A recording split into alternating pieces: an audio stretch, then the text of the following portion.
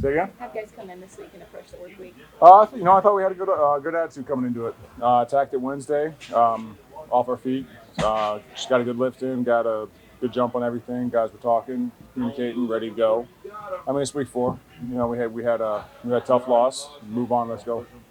What's the most challenging part when there's so many different movements and shipments and having to have such a short time to turn things around and being the leader and getting everyone on the same page? I'll let you know after the season, honestly.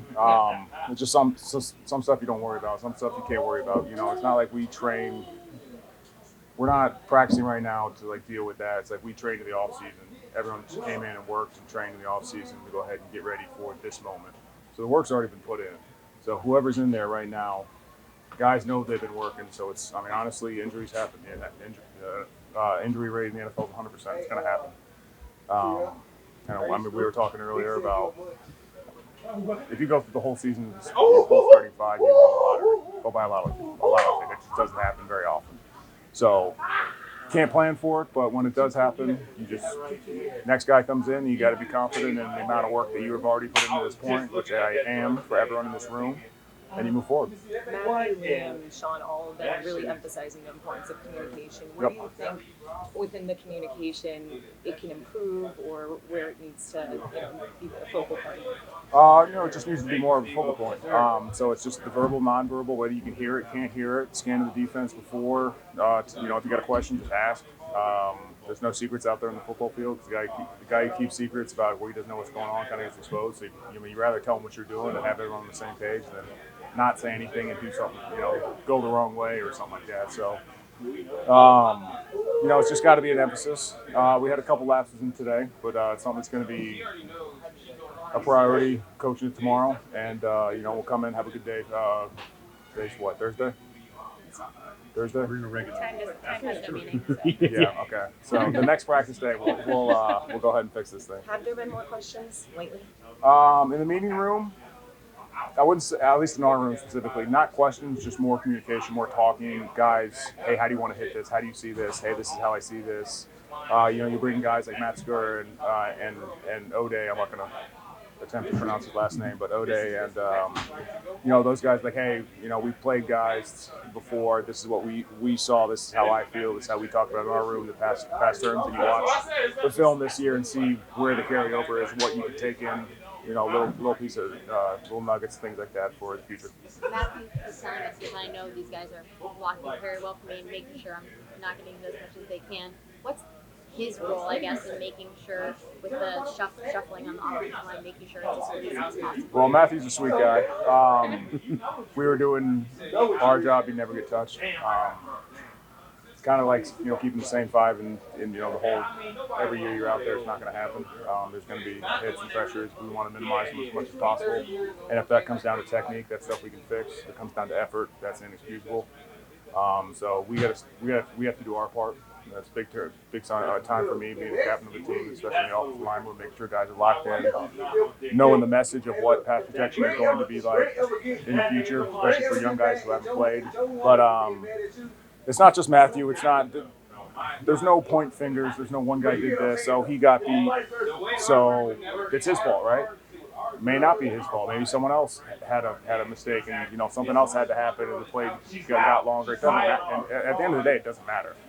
We're all 11 trying to run one play, gain yards, get a first down, get in the end zone. So whoever's fault it was, it doesn't matter. We have to do a better job as an offense, sustaining drives, getting touchdowns in the red zone, protecting Matthew, and that starts from, honestly, all 11.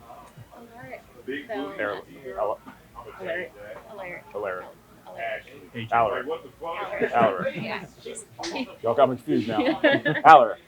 Now O'Day's last name is I'm just kidding. No, I'm not gonna try it. No, But O'Day. What is it? Abushi. There it is. The magnitude of what not only he's had to do in terms of historically played tackle and moving inside, but he seems to be kind of finding his place there in a positive way. What's it been like for you playing next to him and kind of seeing and also feeling that growth? Yeah, no, I think AJ's done a great job in the off season. He had a really good training camp. When you're kind of that that swing guy. You're our swing tackle, and honestly, he turned out to be our swing guard. You're kind of that next guy in. It's almost like kind of finding the right position for you. And when you're playing multiple positions in practice, it's like where do you feel your best groove at? And I think for him, it's just he feels his best groove out on the field. Guy loves to play, loves the game. I think his demeanor is above his years of experience, and I think that's an awesome thing for a young guy. I mean, he is steadfast. I've said it before. He looks like he's smoking cigarettes on the sideline, and honestly, kind of me being the same way.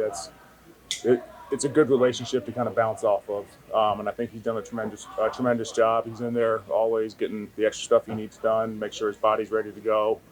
We talk. Nobody has hurt feelings or pride really in terms of like, hey, I think it should be done this way. Hey, I shouldn't be thinking done that way. It's just a collaboration of what we feel best. Rob, what was your reaction to Coleman getting injured and then also, Jeremiah stepping in and playing the way he did? Yeah, obviously I was gutted for Coleman. You talk about a guy who's just the epitome of a grinder. I think that definition is Coleman Shelton. Guy comes in a little, I don't want to say undersized, but undersized, fights for everything he has, grinds, gets after it.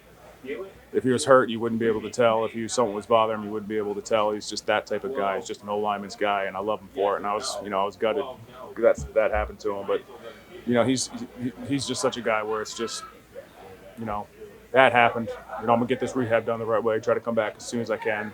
We all know that. We love him. But for Jeremiah stepping in, I think his preparation and during that whole week had been phenomenal. Obviously, the moment wasn't too big for him. I thought he stepped in and played well. We obviously didn't get the result that we wanted, and that's something that we're going to work to fix. But in terms of just Jeremiah, I thought he came in and did an awesome job. Communication was really good. The silent count on the road, your first kind of start in San Francisco, I thought he did an awesome job. So congrats to him.